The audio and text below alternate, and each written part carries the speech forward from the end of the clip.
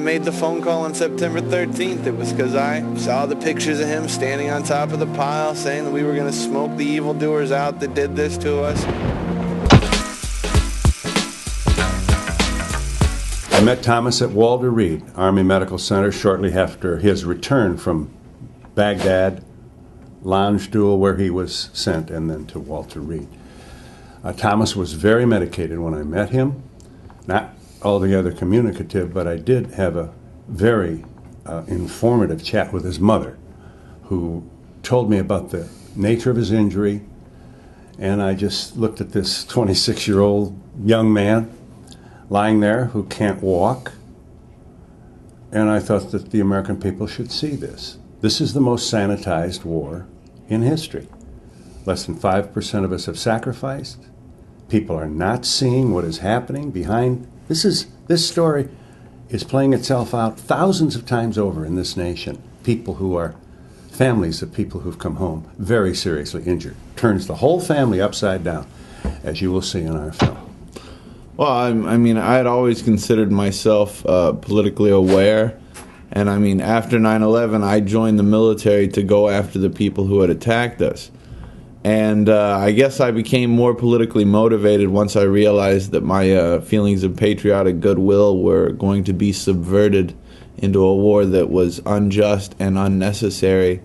And we continue to lose lives every day. We just passed the 4,000 benchmark, and everybody calls that a big deal. Where I consider the biggest deal to be when we passed the one death benchmark in Iraq, because that was one unnecessary death that has just been followed by 3,999 more. Every major metropolitan newspaper in this country supported this war. That's what you get with corporate media. They supported the war because not to support it was not good for business. And the reason we're watching so much Brittany is because Brittany draws a crowd. Brittany draws a much bigger crowd than coverage of this war. That's corporate media. It's counterintuitive to spend a lot of time and money on a story that people don't care about. And as we've discussed, the war is no longer really on the front burner for the American people. I spoke to a reporter from a local paper in California who covers veterans issues for her paper, and she said she was approached by a reader who said, "This war stuff is so depressing and so sad. Why can't you just write about something else?"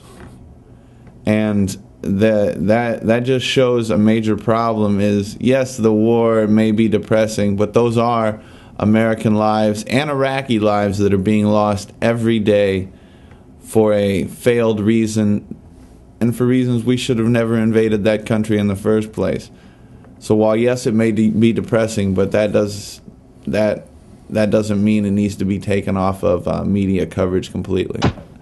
To come to this situation in life where I have this Iraq war documentary and have one of my childhood heroes, granted not Ernie Banks or a baseball player or a football player, but a musician, write a song that includes lyrical references to things that I said to him in a conversation, is just mind-blowing. Like I've said before, surreal used to be a proper word to explain how my life has taken on a new trajectory, but now I don't even think that word begins to cover it.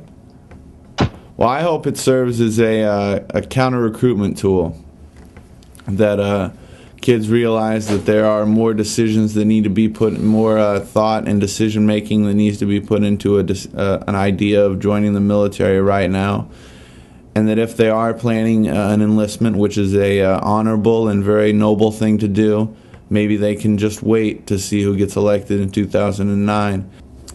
Well, before the next president swaggers in front of the cameras and says, "Bring it on," and before the next Congress breathlessly rushes to give permission, unconstitutionally, permission for a president to call a war, I'd like him to meet Tomas Young.